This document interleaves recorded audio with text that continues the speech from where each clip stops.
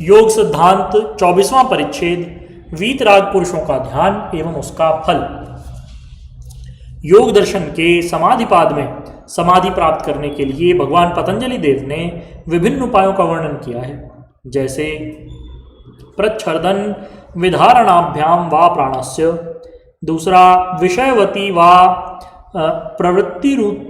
प्रवृत्तिरुत्पन्ना मनसः स्थिति निबंधिनी, तीसरा विशोका वा ज्योतिष्मती मनसः स्थिति निबंधिनी, चौथा वीतराग विषयम वा चित्तम, पांचवा स्वप्न निद्रा ज्ञानालंबनम वा, छठा यथा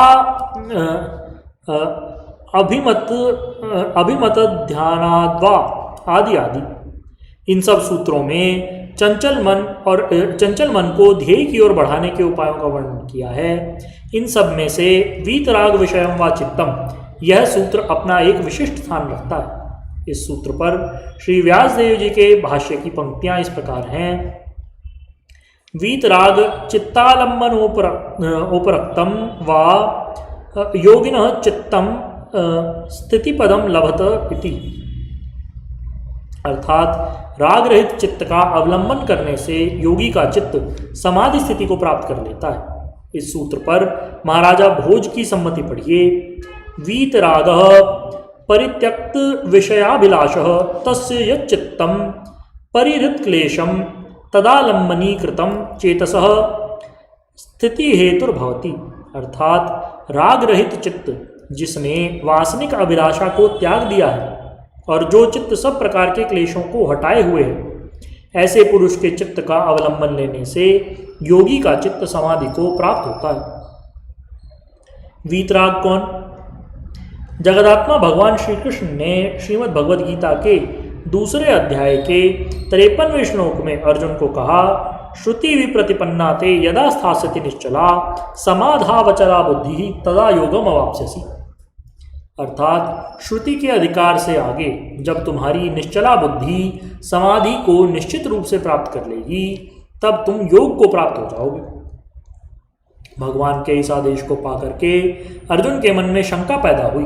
उसने अचल बुद्धि के ज्ञान को प्राप्त करने के लिए जगदात्मा अखिलेश्वर भगवान श्री कृष्णचंद्र से स्थित पुरुष की परिभाषा जानने हेतु प्रश्न किया। स्थित प्रज्ञस्य का भाषा समाधिस्थस्य केशव स्थित धीहि किम प्रभाषेत किम आसीत व्रजेत किम। अर्जुन ने कहा कि हे केशव, स्थित प्रज्ञ के क्या लक्षण हैं और समाधिस्थ किसको कहते हैं? यह स्थित प्रज्ञ पुरुष क्या बोलता है, कैसे बैठता है और कैसे चलता है? भगवान ने निम्नांकित श्लोकों में स्थित प्रज्ञ पुरुष के लक्षण बतलाए। प्रजहाति यदा कामान सर्वान् पार्थ मनोगतान् आत्मन्येवात्मना तुष्टः स्थित प्रज्ञः तदोच्यते।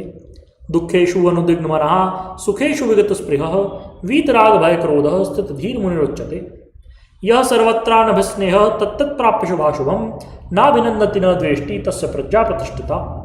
यदा संहरते चायं कूर्मोऽङ्गानीव सर्वशः इंद्रियाणि इंद्रियार्थेभ्यः तस्य प्रज्ञा प्रतिष्ठिता, अर्थात जो पुरुष अपनी मनोगत सब कामनाओं को छोड़ करके अपनी आत्मा में अपने आप में ही संतुष्ट रहता है, अर्थात स्वरूप में प्रतिष्ठित रहता है, वह पुरुष स्थित प्रज्ञ कहलाता है।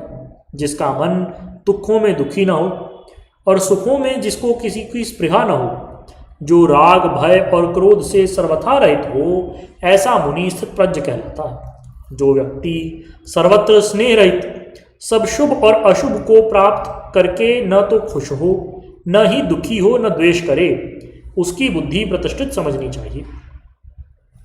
जो व्यक्ति इंद्रियों को इंद्रिय के अर्थों से ऐसे हटाए रहे जैसे कछुआ अपने अंगों को शरीर के अंदर हर ओर से सिकोड़ लेता है, वह व्यक्ति स्थित प्रज्ञ कहलाता है। किंतु यततो हि अपि कौन्तेय पुरुषस्य विपश्चितः इंद्रियाणि प्रमाथीनि हरन्ति प्रसभं मनः तानि सर्वाणि संयम्य युक्त आसीत मत्परः वशे ही अस्य इंद्रियाणि तस्य प्रज्ञा प्रतिष्ठिता।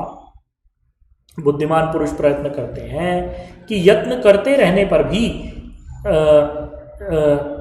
बुद्धिमान पुरुष प्रयत्न करते हैं परंतु यत्न करते रहने पर भी इंद्रियां इतनी सबल हैं कि वे उस विद्वान पुरुष के मन को भी बलात् हरण कर लेती हैं, उसे मसर डालती हैं। उन सब इंद्रियों को वश में ला करके जो व्यक्ति मुझ में परायण अर्थात आत्म ध्यान रत रहे, उसकी बुद्धि बिल्कुल प्रतिष्ठित है, ऐसे लोग वीतराग कहलाते हैं।